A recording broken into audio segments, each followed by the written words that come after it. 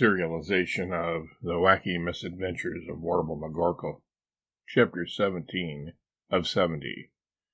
Warble as Robin Hood Lite. When Warble wakes up in the morning, he stumbles into the kitchen to see if he can track down some coffee. Bob has already left for the day. A note on the kitchen counter says that he and Mary should make themselves at home and that he'll be back sometime that night. He doesn't know exactly when, but they'll figure out something for dinner when he does get back. If they don't want to wait for him, they can help themselves to anything in the fridge. After opening every cupboard but one, Warble finds the coffee. In a few minutes, he's sitting at the table, sipping Java and reading the Dayton Daily News. By the time he's through with the paper and awake enough to start feeling restless, Warble hears Mary stirring. He pours himself another cup of coffee and waits for his wife to join him. After Mary eats a little and has a glass of orange juice, she doesn't drink coffee. She says that if they're going to stay another day with Bob, they'll need to do some shopping. Warble hates grocery shopping, but even shopping is better than sitting around an empty house with nothing to do, so the McGorkles arrive at the mall a few blocks from Bob's house just as it opens for the day. As Mary picks up shampoo and hairspray and other such things, Warble wanders around the mall from store to store trying to find something that will catch his eye.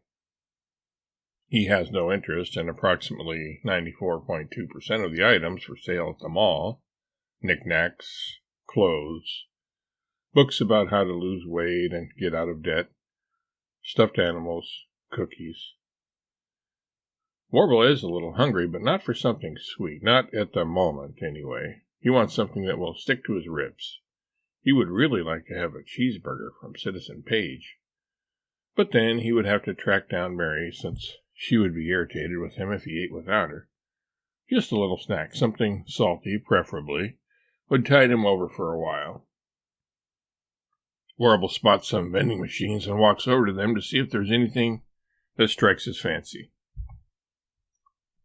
Candy bars, soft drinks, potato chips, nuts. The nuts don't look too bad. They seem like the best thing available. Warble drops in 3 quarters and selects the peanuts. As he wanders around the mall, slowly eating the nuts, Warble notices the guarantee printed on the package. If for any reason you are not completely satisfied with this international nut product, please retain this package and contact us. We will cheerfully refund. Double the amount you paid for it. Warble smiles to himself, and after emptying the rest of the contents of the package into his hand and tossing them down his gullet, flattens out the package, folds it in half, and stuffs his find deep into his pocket. When Warble locates Mary, she is bordering on ecstasy over the bargain she has found at some boutique or other. Warble feigns interest and attention as Mary drones on and on about how much she has saved. It doesn't sound like such a bargain to Warble, but then again, he doesn't exactly keep current with the price of things. He hasn't purchased any new clothes for himself since he was in high school. Mary, I've got to make some money quick to satisfy that makeup mania, that accessory addiction of yours, Warble asserts. Mary ignores Warble's ever so slightly veiled complaint. She's hungry and doesn't want to reason with Warble or try to reason or argue or discuss or anything else you might call it. She wants to eat, and she wants to eat now. Let's go get an early lunch, Warble. There's a food court around the corner. Mary orders tacos, and Warble procures for himself a couple of cheeseburgers from Citizen Page. After she has eaten enough for her mind to switch from her stomach to what Warble had said, Mary asks her husband, not a little warily, "What did you mean by making money quick, Warble?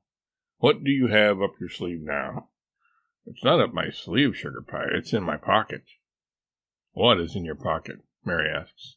"This," Warble says, reaching deep into his pocket and proudly presenting his prize, the peanut package. "What's this?" Mary asks, understandably confused about the significance of an empty nut wrapper. "Read it," Warble directs. Mary exhales in a mixture of exasperation and slight trepidation. "Just what I always wanted to do, read the prose on a package of peanuts," Mary says sarcastically. Nevertheless, she shakes her head, rolls her eyes, and reads in a monotone, Peanuts, International Nut Company Peanuts. Mary does not want to read any more. She doesn't have to, as Warble is too excited and impatient to wait for Mary to get around to reading what he considers to be the juicy part. He snatches the package out of her hand, and pointing to the guarantee, reads it aloud, gesturing animatedly all the while. If for any reason you are not completely satisfied with this international nut product, please retain this package and contact us. We will cheerfully refund double the amount you paid for it. Double, Mary, double. This insanely rich company will pay me double the amount if I am not completely satisfied. You didn't like the peanuts, Warble? Mary intones, skeptically, cognizant that Warble is no connoisseur. I didn't say that, Mary. They were fine, but that's not what the guarantee says. It says that if you're not completely satisfied, they will refund double the amount you paid for them. How much did you pay for the peanuts, Warble? Mary asks, doubtful that Warble's scheme is even worth pursuing, regardless of how unsatisfied Warble may claim to be. That's irrelevant, Mary. I'm not thinking peanuts here. I mean, I am thinking about literal peanuts, of course, but I'm not thinking small amounts here. But Warble, you only bought one package. So far, Mary, so far. I'll find some place where I can buy crates and crates of this stuff, thousands of dollars worth. Open one package, eat a few, decide I'm not completely satisfied, and believe me, I won't be completely satisfied until I get the double or nothing damages. Oh, Warble, you want to bilk a poor, old, unsuspecting nut company? What's that you say there, Mary? Poor, old, unsuspecting nut company? Have you gone nuts? They probably pay the peanut pickers a pittance. Imagine those poor, pitiful palookas out there in the blazing sun, toting that barge and lifting that bale all the livelong day with nary a break and barely a pretty penny to show for it. I'll be a hero to those people. I'll be the Robin Hood of the goober gatherers, the Spartacus of the peanut pickers. So you're going to divide the money with the workers? Mary asks, although she knows better. One thing at a time, Mary, one thing at a time. I've got to rob the rich first. Then we'll go from there. I see. Good. Then you'll help me? I didn't say that, Warble. Then you're going to leave me in the lurch, Mary? You expect me to work my fingers to the bone, providing for you while you just sit back and watch serial dramas while downing bucketloads of caviar and munching an artichoke hearts all day long? I'm not just a hero of the working man, I'm a martyr. Yes, dear, Mary says, and shuffles off toward the car. Her shopping spree is over. Warble catches up with her. He wants to convince her of his rightness in this affair. Besides, Mary, this is my duty as a red-blooded American. It's my opportunity to demonstrate my Yankee ingenuity. Come to think of it, I'll also be providing a priceless service to the International Nut Company, because I'll be exposing the hole in their guarantee, which they can subsequently close, after I make my loot, that is. I'll end up saving them millions, no billions of dollars.